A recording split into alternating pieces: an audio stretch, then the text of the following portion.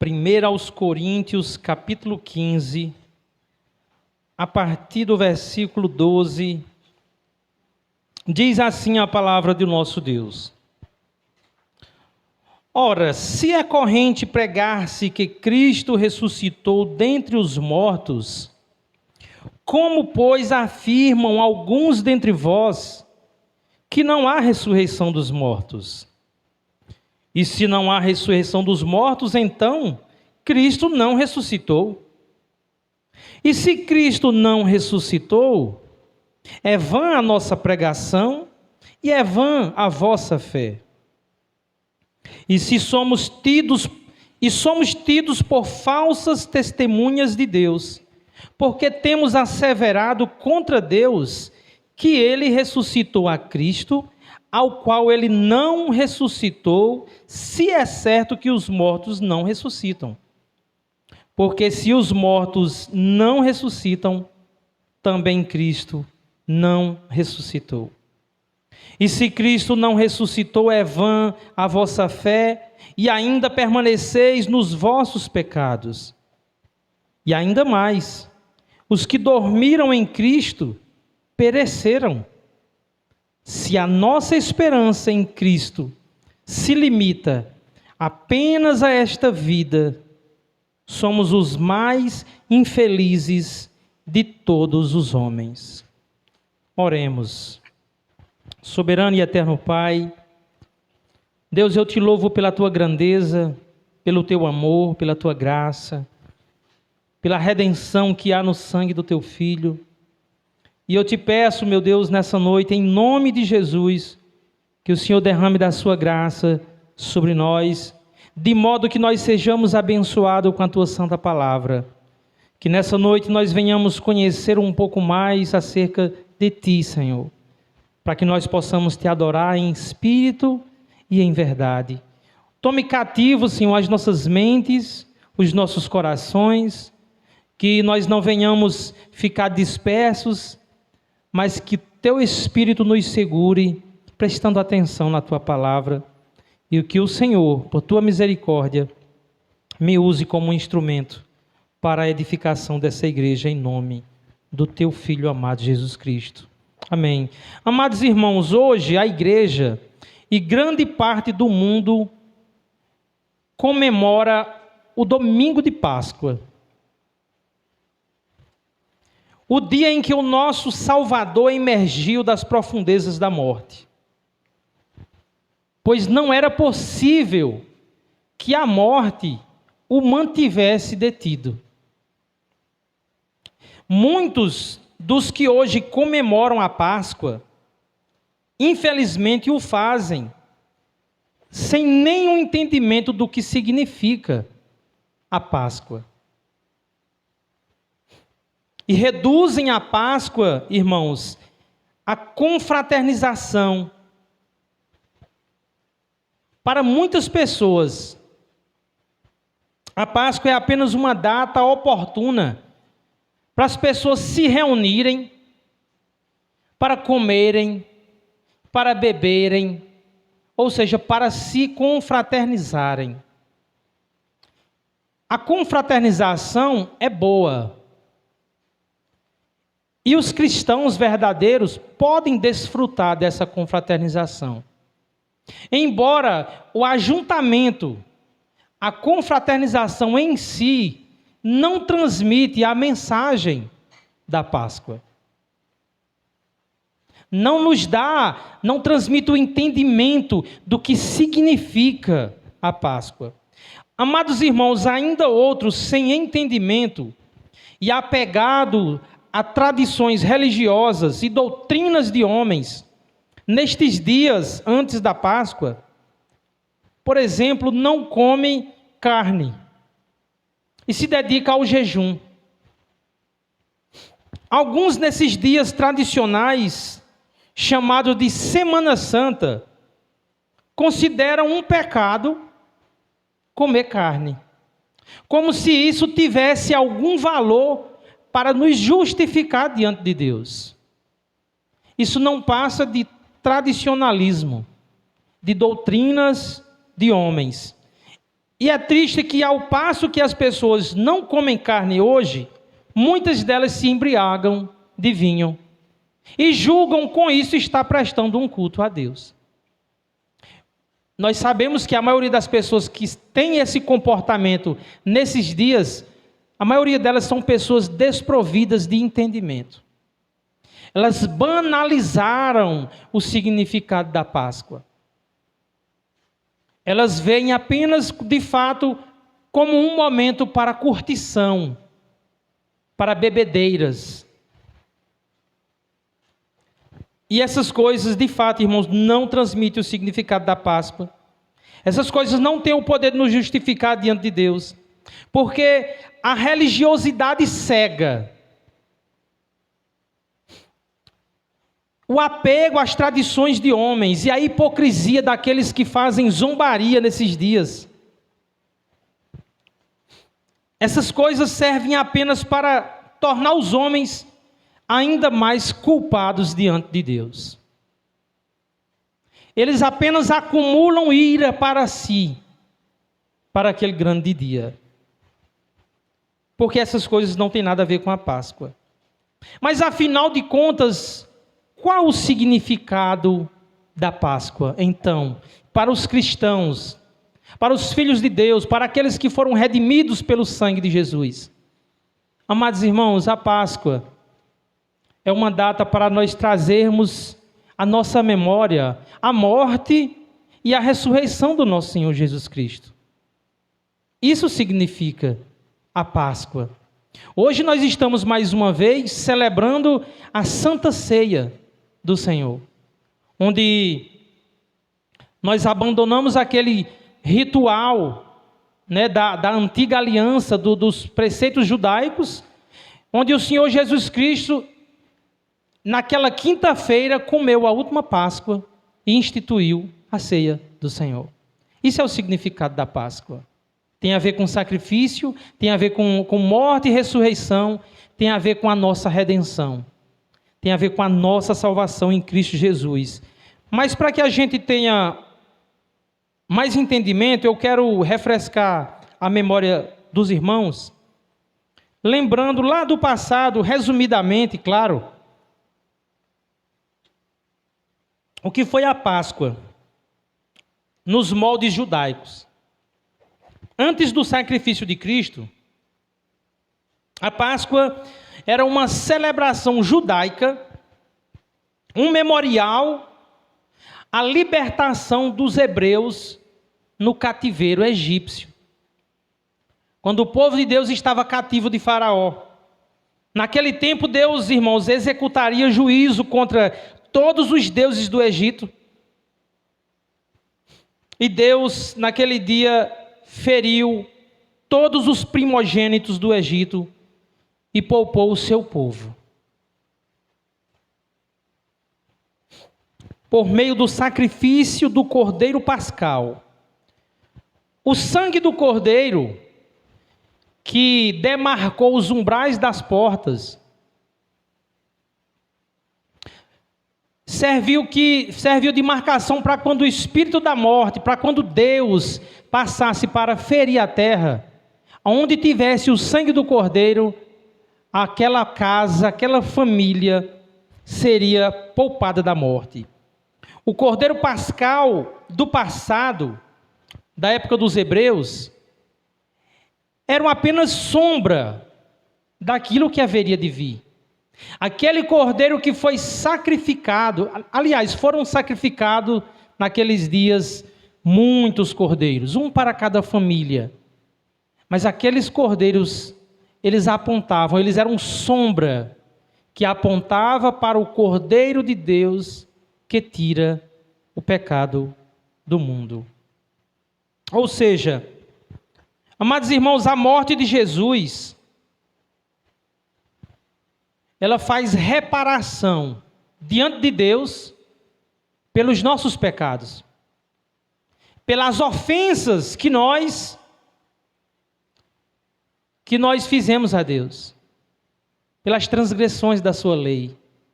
Nós que nascemos mortos em pecados e delitos, não poderíamos nos apresentar diante de Deus sem um sacrifício de sangue. E o sangue de Jesus Cristo foi quem nos livrou da morte, da condenação, e que nos livrou, irmãos, da escravidão do pecado. Então a Páscoa, nos moldes judaicos, não tem mais nenhum valor, visto que apontava para o cumprimento das promessas de Deus. Essas promessas se cumpriram em Cristo.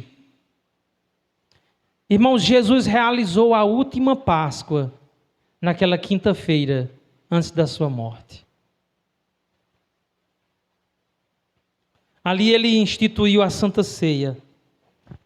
Irmãos, quando Jesus abençoou e repartiu o pão, que simbolizava o seu corpo, e quando ele abençoou o cálice e compartilhou, o cálice, aquele vinho que simbolizava ali o seu sangue, era a Páscoa que estavam comendo.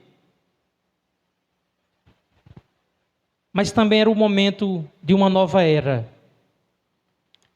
Era a instituição da ceia. Naquela Páscoa, irmãos, a Bíblia não menciona, mas ali havia um cordeiro que foi morto. Na Páscoa se comia a carne do cordeiro, se comia os pães asmos, as ervas amargas e se tomavam alguns cálices de vinho. Lembrando aquela libertação que Deus deu ao seu povo lá no Egito. Mas nessa última Páscoa, Jesus enfatiza apenas 2 elementos: o pão e o vinho, simbolizando ali o seu corpo e o seu sangue. Agora, irmãos, não é mais preciso imolar um cordeiro como foi feito no Egito. Porque Jesus é o cordeiro pascal. Ele é o sacrifício verdadeiro, o cordeiro que tira o pecado do mundo. Então nós podemos nos reunir, nos confraternizar, podemos comer e beber. Vamos fazer isso hoje, comer e beber. Mas nós temos um conhecimento de causa. A nossa celebração aponta para uma mensagem que é central no Evangelho: a morte e a ressurreição do nosso Salvador. Porque assim, irmãos, como o sangue do Cordeiro no Egito livrou o povo da morte e trouxe libertação do cativeiro, o sangue de Jesus Cristo nos livra da morte eterna e nos livra do cativeiro do pecado, nos dá libertação. A doutrina da morte de Jesus é um dos pilares da fé cristã. A morte de Jesus e a sua ressurreição é a nossa Páscoa. O sangue do Cordeiro de Deus que tira o pecado do mundo é quem nos livra, irmãos, da morte eterna. Se alguém nega a doutrina da morte de Jesus, essa pessoa não conhece o Evangelho. Ela não tem parte com Deus, ela não é liberta e ela receberá apenas a punição eterna. Mas nessa noite eu quero enfatizar a ressurreição do nosso Senhor Jesus Cristo. Pois embora tenha morrido pagando o preço da nossa redenção, que foi o que Jesus Cristo fez por nós, Jesus ele não ficou preso nas garras da morte. A morte não pôde deter o nosso Senhor.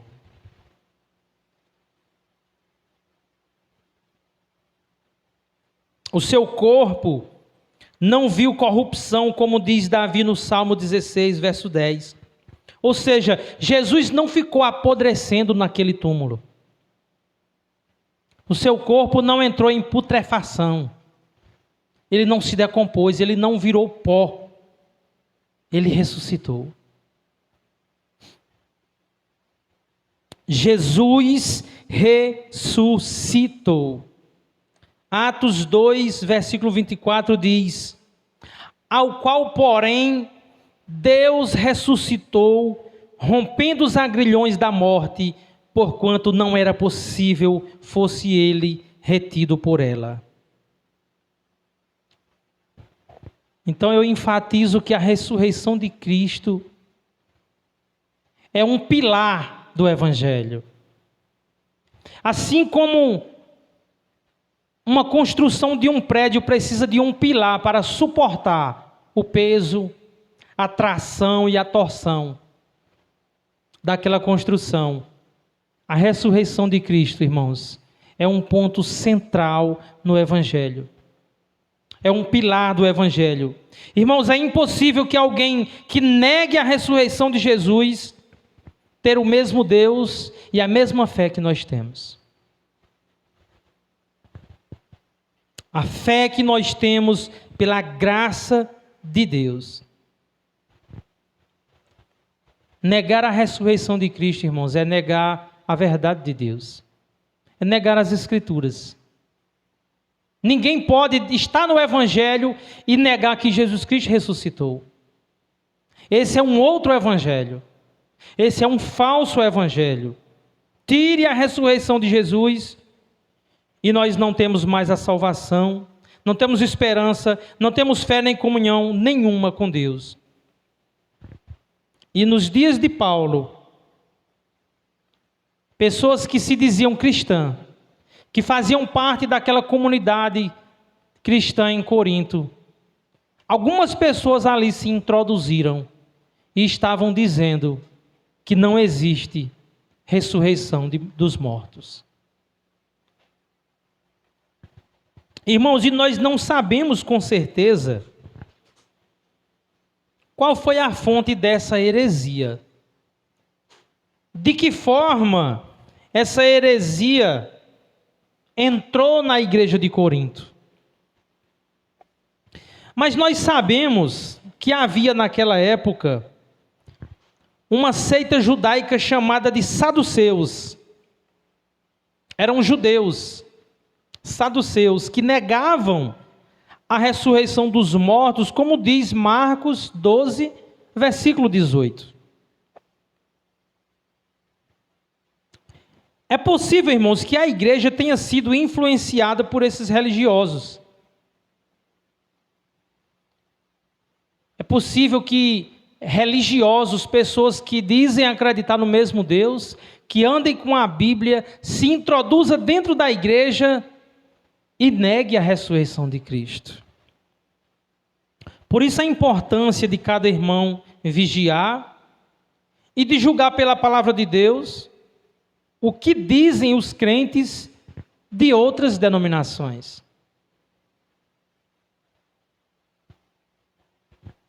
Para que nós não sejamos influenciados por heresias destruidoras como essa.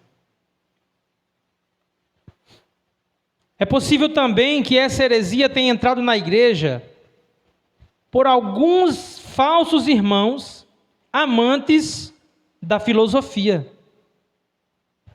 Eu não sei se os irmãos sabem, mas a cidade de Corinto era uma cidade grega. E os gregos amavam a filosofia. Eles eram apaixonados pela boa retórica, como já foi pregado outro dia.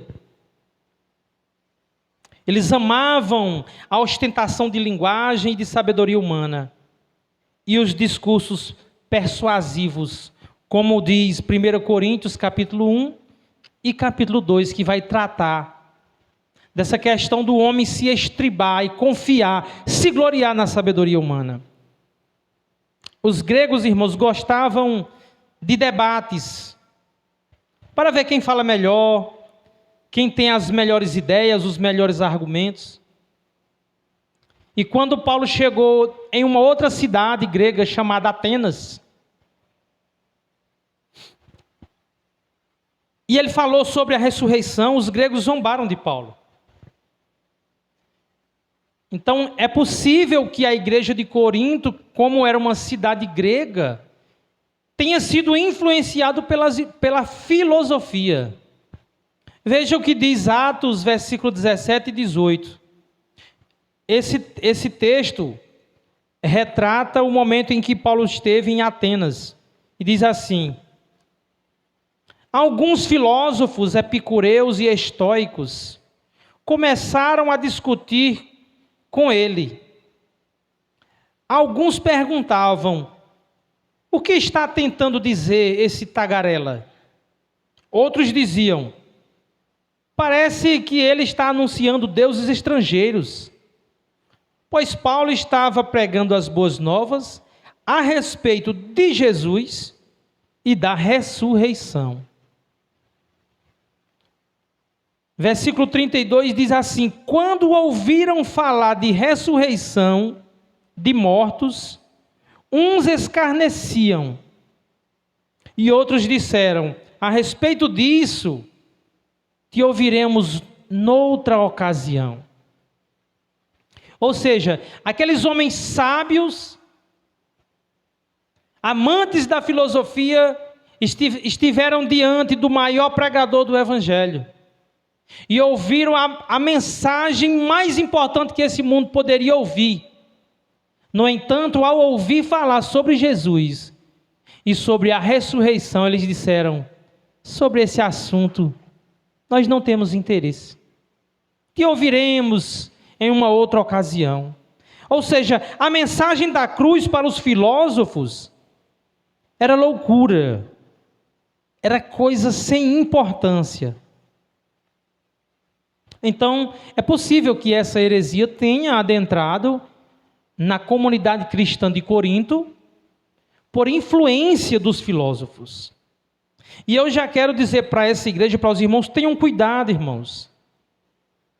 A filosofia, mais do que nunca, tem perturbado a igreja em nossos dias. Muita gente tem sido atraído pela sabedoria humana. Hoje em dia, muitas igrejas têm abraçado a filosofia e hoje em dia existem muitos pastores, professores de filosofia. E eles têm abraçado a filosofia em detrimento da sabedoria de Deus. Nós temos visto em nossos dias pastores renomados citando os pensadores como se eles fossem a nossa regra de fé e prática.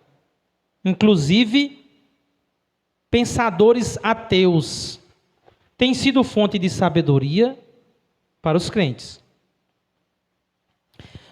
Mas a palavra de Deus, que é a nossa regra de fé e prática, irmãos, vai dizer em Salmo 1, diz assim: bem-aventurado o homem que não anda no conselho dos ímpios, não se detém no caminho dos pecadores, ou seja, não tem nada a ver com eles, nem se assenta na roda dos escarnecedores. Ou seja, não comunga das ideias daqueles que escarnecem da palavra de Deus. Antes o seu prazer está na lei do Senhor, e na sua lei medita de dia e de noite. Que maravilha, irmãos, de palavra. Bem-aventurado, como são felizes aqueles que não andam no conselho dos maus.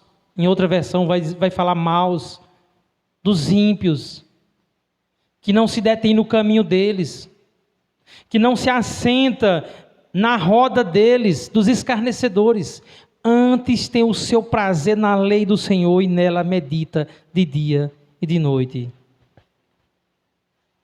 Ah, meus irmãos, os sábios desse mundo, eles não podem dar crédito em um Salvador que foi assassinado. É lógico que para eles é loucura. Irmãos, imaginem tantos homens sábios que um dia vão estar diante de Deus, mas que a sua sabedoria humana cegou os seus olhos e eles não enxergaram que aquele homem assassinado naquela cruz, nele estava a salvação e a vida eterna. Então, se para estes sábios depositarem sua confiança em um homem assassinado, dizer então que aquele homem ressuscitou dos mortos, é loucura. Não se encaixa na mente carnal deles. Então eles seguirão enganando e sendo enganados, pois rejeitaram a sabedoria de Deus, que é Cristo crucificado, morto, sepultado e ressuscitado. Cristo ressurreto é a nossa salvação. E Paulo vai gastar um capítulo inteiro dessa carta combatendo essa heresia. Todo o capítulo 15, que não é um capítulo curto, Paulo está ali trazendo argumentos e trazendo a palavra e trazendo aqueles homens a sobriedade, para que eles voltem, para que eles não ouçam aquelas pessoas que estavam dizendo não haver ressurreição dos mortos. Os argumentos de Paulo nessa carta, irmãos, são claros e são irrefutáveis. 1 Coríntios, capítulo 15, acompanhe comigo, versículo 3. Paulo diz assim: antes de tudo vos entreguei o que também recebi, que Cristo morreu pelos nossos pecados, segundo as Escrituras. Paulo está dizendo o seguinte: eu preguei para vocês apenas o que eu recebi. Eu não inventei uma mensagem. Eu não preguei para vocês uma mensagem da minha cabeça, algo que eu tenha criado. Mas Cristo morreu pelos nossos pecados, como diz as Escrituras. Foi isso que eu recebi e foi isso que eu entreguei a vocês. Cristo morreu pelos nossos pecados, segundo a Escritura. E qual é a Escritura que Paulo está citando? Paulo não tinha em mãos essa Bíblia com essa capa de couro, toda organizada em capítulos e versículos. Paulo não tinha em mãos o Novo Testamento. É certo, irmãos, que Paulo tem em mente Isaías 53. Em especial o versículo 12, que vai dizer assim: por isso eu lhe darei uma porção entre os grandes, e ele dividirá os despojos com os fortes, porquanto ele derramou sua vida até a morte, e foi contado entre os transgressores, pois ele carregou o pecado de muitos e intercedeu pelos transgressores. Paulo está dizendo: as Escrituras falaram, já havia predito que ele morreria pelos nossos pecados. 1 Coríntios, capítulo 15, acompanhe comigo o versículo 4. Os argumentos do apóstolo Paulo, e diz assim: e que foi sepultado e ressuscitou ao terceiro dia, segundo as Escrituras. Ou seja, Paulo de antemão ele disse: olha, eu não preguei uma novidade, eu não inventei uma mensagem. Ele morreu segundo as Escrituras, ele ressuscitou segundo as Escrituras. Paulo aqui não nos dá a fonte. Ele não nos diz qual o livro está na mente dele quando ele diz que ressuscitou. Mas quando a gente vai para o Antigo Testamento, a gente encontra passagem que garante que o Messias viria a esse mundo, que pesaria sobre ele o peso dos nossos pecados, que ele seria morto, sepultado e que ele ressuscitaria. Então pode ser que Paulo esteja na sua mente, nesse caso de falar sobre a ressurreição de Cristo, Salmos 16, verso 10, que já foi citado aqui. Diz assim, Salmos 16, verso 10, Salmo de Davi: porque tu não me abandonarás no sepulcro, nem permitirás que o teu santo sofra decomposição. Davi estava falando de Cristo. Esse é um texto que nos remete à ressurreição de Cristo. Havia uma promessa de que o santo de Deus não veria corrupção. do seu corpo, ou seja, ele não entraria em decomposição, ele ressuscitaria. Então Paulo está dizendo, olhe para as Escrituras, eu não inventei nenhuma mensagem, eu preguei para vocês que Cristo morreu pelos nossos pecados e que ressuscitou, e tudo isso está nas Escrituras. Eu não inventei uma mensagem. Oséias, capítulo 6, versículo 2 também, predisse a ressurreição de Cristo. Diz assim no versículo 2, depois de 2 dias, Ele nos dará vida novamente. Ao terceiro dia nos restaurará, para que vivamos em sua presença. Então Paulo está combatendo essa heresia com argumento bíblico. Paulo está combatendo com a palavra de Deus, do Antigo Testamento. Depois Paulo vai falar das pessoas que viram Jesus ressurreto. Paulo, depois de apontar para as Escrituras, Paulo agora olha para a história, um pouco no passado e também no presente. Ele vai dizer lá no versículo 5 de 1 Coríntios 15, e apareceu a Cefas, Cefas é Pedro, apareceu a Cefas e depois aos 12, versículo 6, depois foi visto por mais de 500 irmãos de uma só vez, dos quais a maioria sobrevive até agora, porém já alguns dormem. Ou seja, Paulo está dizendo, a ressurreição dos mortos é uma verdade. Pedro viu Jesus ressurreto, os 12 viram Jesus ressurreto, mais de 500 testemunhas, que algumas delas ainda vivem, viram o Senhor. Verso 7, depois foi visto por Tiago, mais tarde por todos os apóstolos, e afinal, depois de todos, foi visto também por mim, como por um nascido fora de tempo. Nós lembramos daquela passagem maravilhosa onde Jesus se encontra com Paulo, que estava a caminho de Damasco para perseguir os cristãos. E ali Paulo viu Jesus. Ele disse, eu fui aí em Corinto, eu anunciei o evangelho a vocês.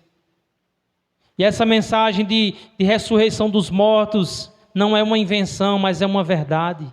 As Escrituras já haviam predito isso. E nós temos testemunhas que vivem em nosso meio. Pergunte a eles. É o que Paulo está dizendo. Eu também vi Jesus Cristo ressurreto. Então Paulo interroga no verso 12, que nós lemos, que foi o início da nossa leitura. Irmãos, se a nossa pregação tem como ponto central a morte e ressurreição de Cristo, porque há entre vós pessoas que dizem não haver ressurreição dos mortos. É o que Paulo indaga no verso 12. É como quem Paulo está dizendo, depois de ter citado as testemunhas, pergunte a Pedro, pergunte a Tiago. E dos 500 irmãos que o viram, aqueles que ainda vivem, pergunte para eles. Amados irmãos, vejam o perigo que há quando a igreja dá crédito a uma heresia destruidora como essa. Vejamos os argumentos de Paulo, versículo 13 e 14. Se não há ressurreição dos mortos, então Cristo não ressuscitou.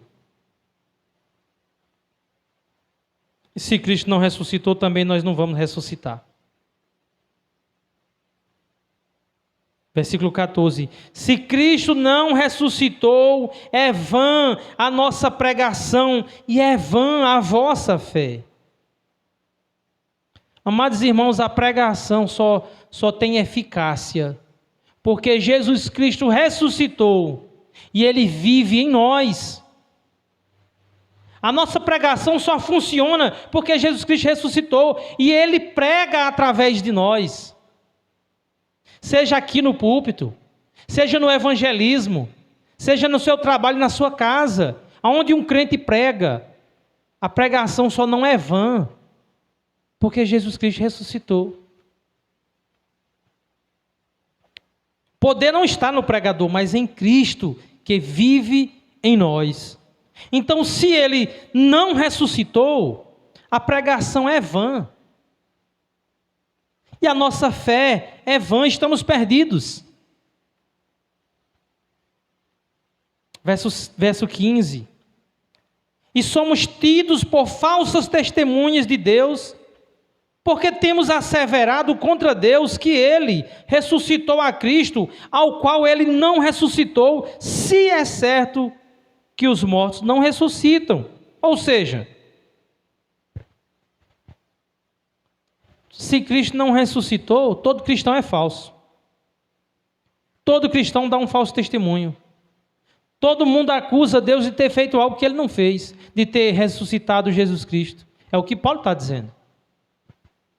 Veja o perigo de não estarmos firmes nas doutrinas bíblicas.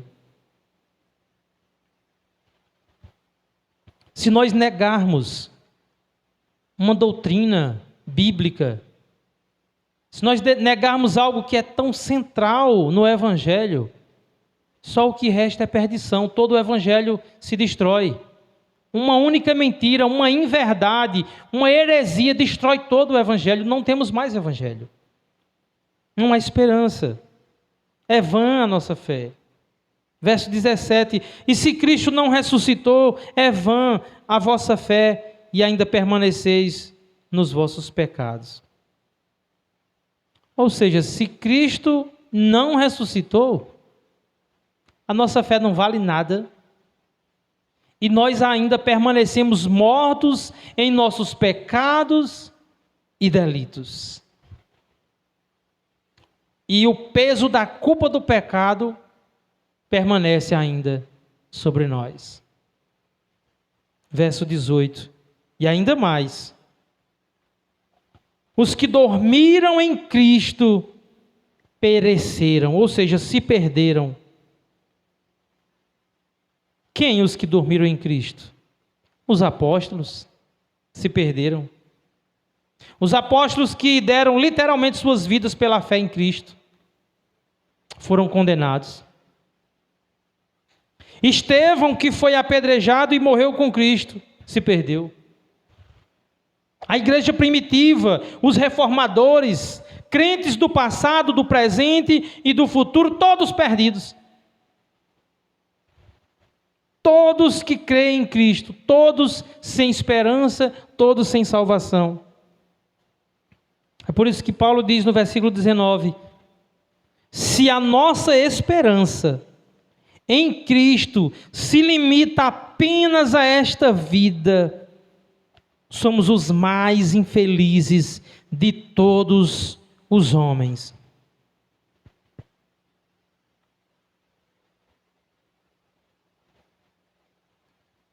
Irmãos, se não há ressurreição dos mortos, e se a nossa esperança se limita apenas a esse plano terreno, nós somos os mais infelizes desse mundo.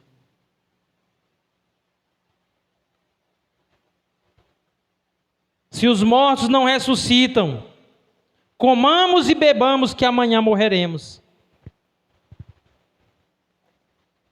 De nada vale o trabalho que fazemos. Não há motivo de estarmos sentados nesses bancos. Não há motivo de engrandecer e louvar a Deus, se não há ressurreição dos mortos, se Cristo não ressuscitou. Oh, irmãos, mas essa não é a realidade dos cristãos. Irmãos, aqueles que não têm esperança, eles é que só têm essa vida. E eles só têm dois caminhos: ou eles se arrependem, ou então eles comam e bebam, se confraternizem, se divirtam. Vão fazer o que estão fazendo ali agora, um Judas. E se dediquem e pequem e se divirtam à vontade. Porque se a esperança deles está apenas nessa vida, se para eles o Cristo, a Páscoa, não significa o Cristo crucificado, morto, sepultado e ressurreto, então eles não têm esperança. Tudo o que resta para eles é o fogo eterno.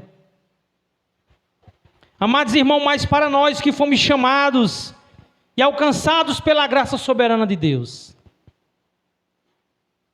repousamos a nossa fé na morte e ressurreição de nosso Senhor Jesus Cristo. Aí está a nossa esperança. A nossa esperança não está na sabedoria dos homens. A nossa esperança não está apenas nesse plano terreno, mas nós temos um Salvador que deu a sua vida, derramou o seu sangue para nos redimir, para nos apresentar diante de Deus sem mancha e sem culpa. E a nossa alegria está em que Jesus nos amou dessa maneira e nos chamou por sua graça de forma soberana. Mateus 28, do 1 ao 7, esse texto, irmãos, é tremendo. Diz assim: depois do sábado, tendo começado o primeiro dia da semana, ou seja, o domingo, Maria Madalena e a outra Maria foram ver o sepulcro. E eis que sobreveio um grande terremoto, pois um anjo do Senhor desceu do céu e, chegando ao sepulcro, rolou a pedra da entrada e assentou-se sobre ela. Sua aparência era como um relâmpago e suas vestes eram brancas como a neve. Os guardas tremeram de medo e ficaram como mortos. O anjo disse às mulheres: não tenham medo. Sei que vocês estão procurando Jesus que foi crucificado. Ele não está aqui, ressuscitou, como tinha dito. Venha ver o lugar onde ele jazia. Vão depressa e digam aos discípulos dele: ele ressuscitou dentre os mortos e está indo adiante de vocês para a Galileia. Lá vocês o verão. Notem que eu já os avisei. Ele não está no sepulcro. Ele ressuscitou. 2 Timóteo 2, versículo 8, vai dizer: lembra-te de que Jesus Cristo, que é da descendência de Davi, ressuscitou dos mortos, segundo o meu evangelho. 1 Coríntios 15, versículo 20, acompanhe. Mas de fato, Cristo ressuscitou dentre os mortos, sendo Ele as primícias dos que dormem. Visto que a morte veio por um homem, também por um homem veio a ressurreição dos mortos. Porque assim como em Adão todos morrem, assim também todos serão vivificados em Cristo. Então nós não estamos perdidos. Glória a Deus e aleluia. Não mais. Fomos chamados por aquele que morreu pela nossa redenção e que nos justificou por meio da fé. Nós temos uma esperança viva. Irmãos, Ele ressuscitou e também nós ressuscitaremos. Cada um daqueles que crê no nome de Jesus, que crê no seu sacrifício, também ressuscitarão. Amados irmãos, a nossa fé não é vã. Nós temos de fato uma viva esperança em Cristo Jesus. A nossa pregação também não é vã, porque Cristo vive e prega através de nós.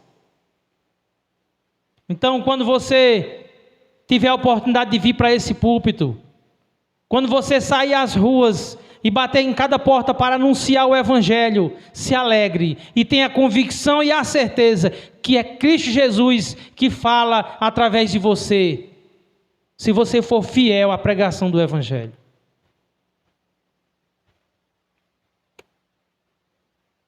Também, irmãos, o nosso trabalho para o reino de Deus não é em vão. Não é em vão.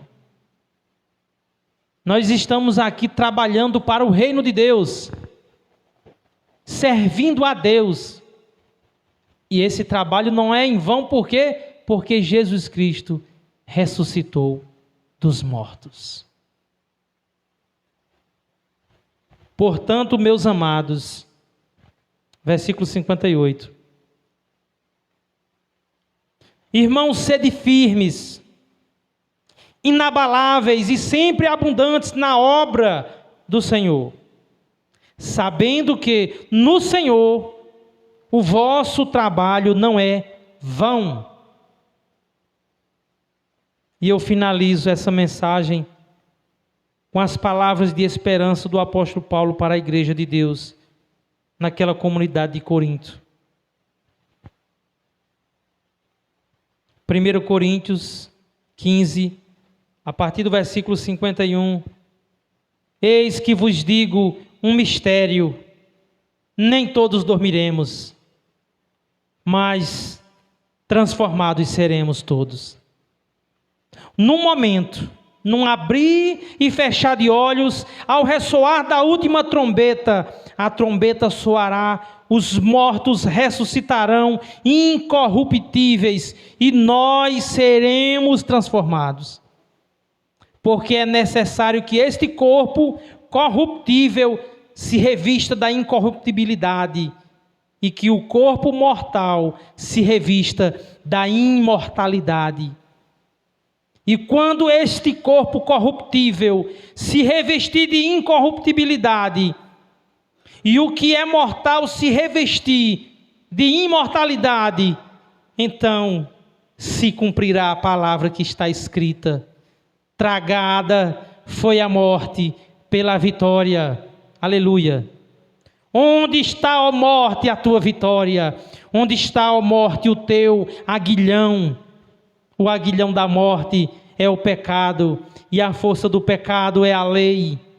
Graças a Deus que nos dá a vitória por intermédio do nosso Senhor Jesus Cristo. Oh, irmãos, nós vamos cear agora. Vamos cear nessa noite e vamos elevar os nossos pensamentos a Deus, crendo na morte e ressurreição de seu Filho. Vamos trazer à nossa memória o seu corpo que foi moído naquela cruz e o seu sangue que foi vertido, que foi derramado para nos redimir diante de Deus. Ele morreu e no terceiro dia ressuscitou. Ele destruiu o poder da morte. Irmãos, já não há mais condenação para os que estão em Cristo Jesus, porque passaram da morte para a vida. Como diz João 11, 25. Eu sou a ressurreição e a vida, e aquele que crê em mim, ainda que morra, viverá. Aleluia. Se alegre nessa noite, irmãos. Vamos orar. Oh Deus, nós te agradecemos. Senhor, nós sabemos que a única coisa que nós tínhamos para te oferecer eram os nossos pecados. Não havia bem nenhum em nós quando o teu filho foi pregado naquela cruz, sofreu todo escárnio e derramou o seu sangue.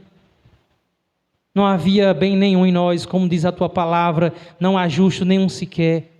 Não há quem entenda, não há quem busque a Deus. Todos se extraviaram, a uma se fizeram inúteis. Não há quem faça o bem, não há nenhum sequer.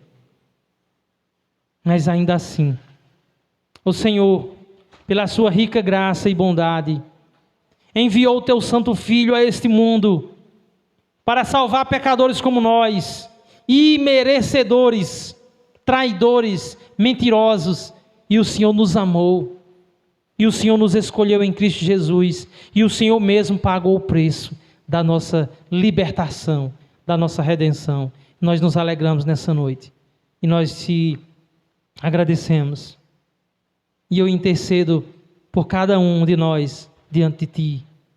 Senhor, nos dê cada dia a convicção do Evangelho, a alegria da salvação, e que as nossas mentes sejam cheias do conhecimento da Tua glória, para que nós venhamos desfrutar, meu Deus, de uma comunhão verdadeira. Nós venhamos Te adorar em espírito e em verdade, porque é isso que a Tua igreja precisa, Deus. Obrigado. Louvado seja o Teu nome. Aleluias. Glória a Deus. Amados irmãos, Cícero, irmão Luizinho, eu já quero convidar vocês para fazer a entrega dos elementos, enquanto eu canto um louvor, amém?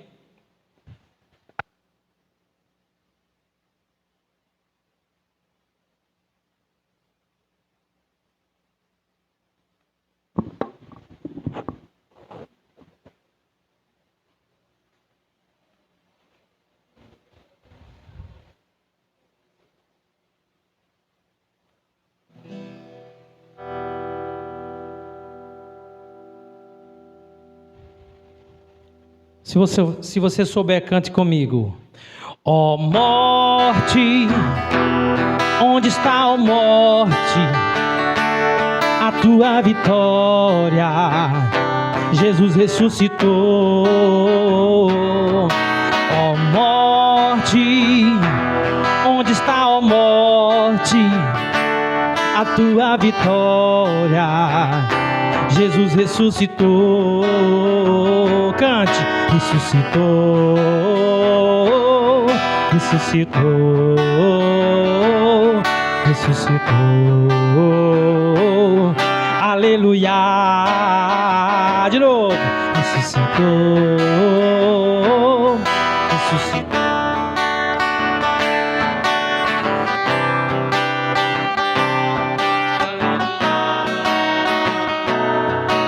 Venceu a morte, venceu o mal, venceu as trevas, Jesus ressuscitou.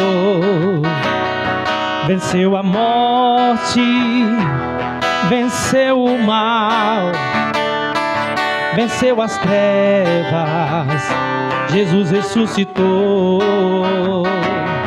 Ressuscitou, ressuscitou, ressuscitou. Aleluia. Ressuscitou,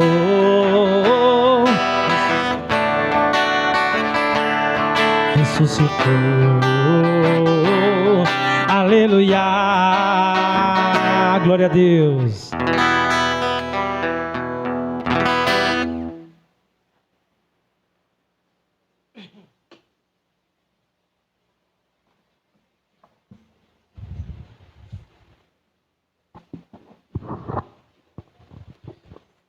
Amados irmãos, como já foi dito nessa noite, vamos trazer à nossa memória o sacrifício do nosso Senhor Jesus Cristo.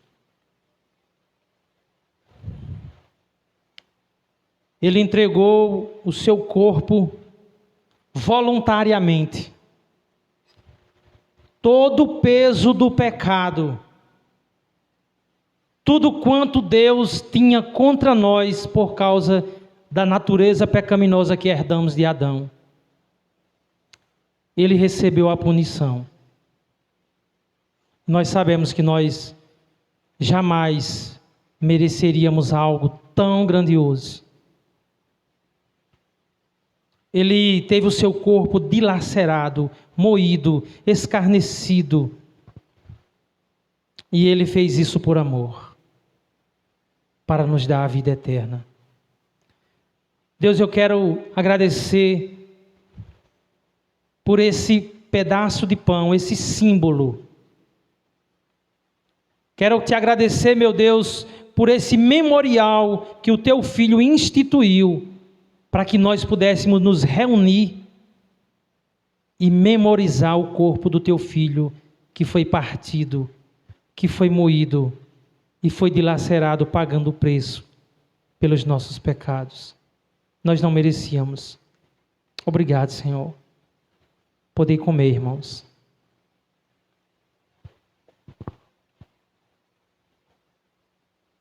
Aleluia. Amados irmãos, naquela santa ceia, Jesus Cristo, depois de ter partido o pão e dado aos seus discípulos, Ele tomou um cálice, deu graças a Deus, e Ele disse: tomai todos, este é o meu sangue, que é derramado em favor de vocês. É o sangue da nova e eterna aliança. Devemos refletir, meus irmãos. Nós que tantas vezes ficamos escandalizados quando nós presenciamos a violência em nosso meio. Nós ficamos escandalizados, ficamos horrorizados. E nessa noite, é justo que nós tenhamos dentro de nós dois sentimentos. Um arrependimento pelos nossos pecados, pois o arrependimento do crente deve ser constante. Mas também uma alegria indizível e cheia de glória. Devemos carregar conosco uma tristeza em saber que um santo sem nenhum pecado derramou ali o seu sangue naquela cruz. E por outro lado, irmãos, a alegria de saber que Ele fez isso voluntariamente para nos dar a vida eterna. Santo Deus, nós queremos te agradecer, meu Deus, por esse suco de uva que aqui representa o sangue do teu Filho derramado naquela cruz para nos redimir dos nossos pecados. Obrigado, Senhor, por tamanha salvação, por tamanho sacrifício, por um sacrifício tão grandioso, onde um Deus derramou o sangue santo, Ele que não tinha nenhuma culpa e que nenhum dolo foi encontrado em sua boca e que ainda intercedeu pelos transgressores. Jesus, obrigado pelo teu sangue derramado naquela cruz. Podei beber, irmãos. Glória a Deus. Aleluia. Aleluia. Louvado seja teu nome, Jesus. Glória a Deus. Vamos cantar de pé, irmãos.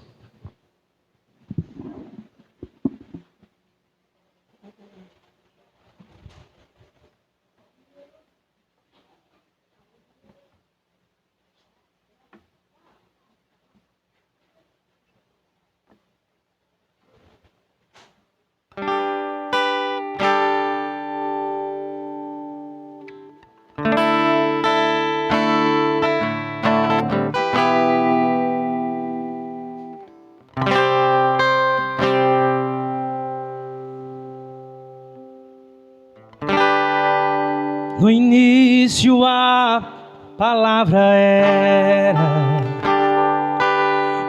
com Deus o Altíssimo,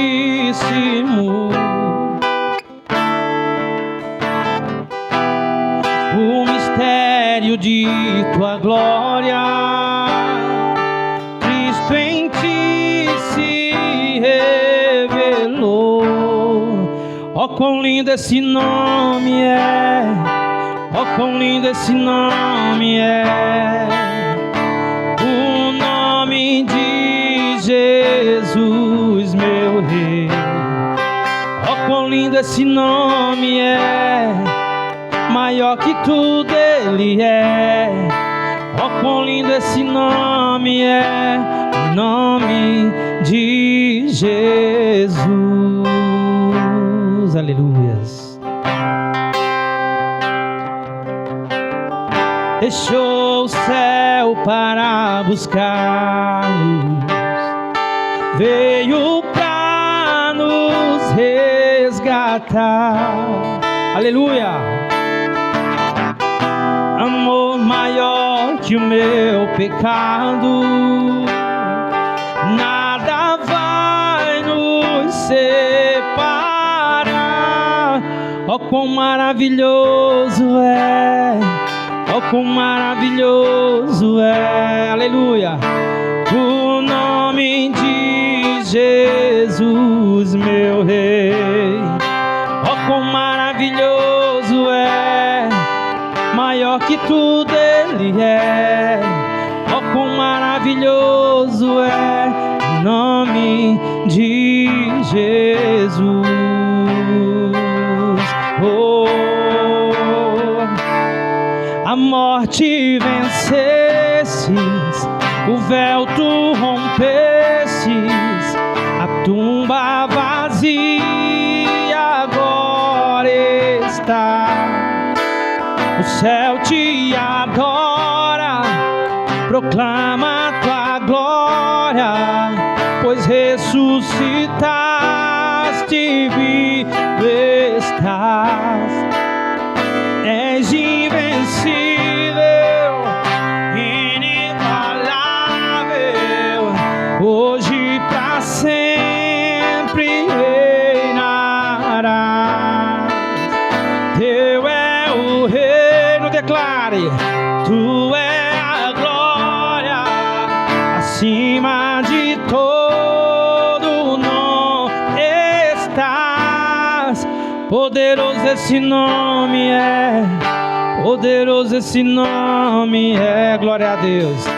O nome de Jesus, meu Rei.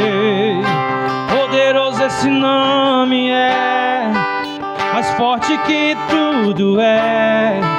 Poderoso esse nome é, o nome de Jesus.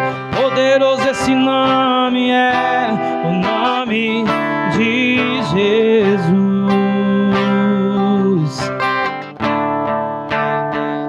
Aleluia. A morte vencesses,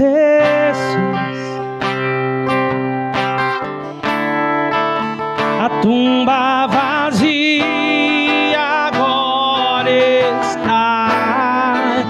O céu te adora, proclama tua glória, pois ressuscitaste, vivo está.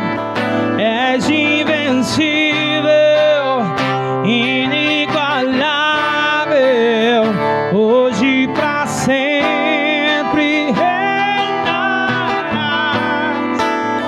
Teu é o reino, é teu, Senhor, tu é a glória, acima de todo nome está.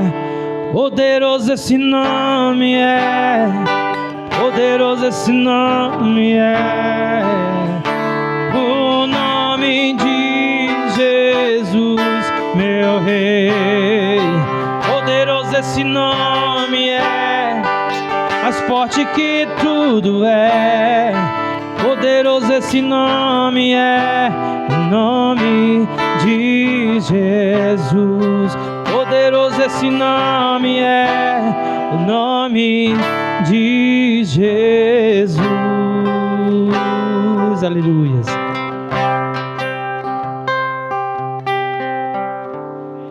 Amém, Deus. Obrigado, Senhor.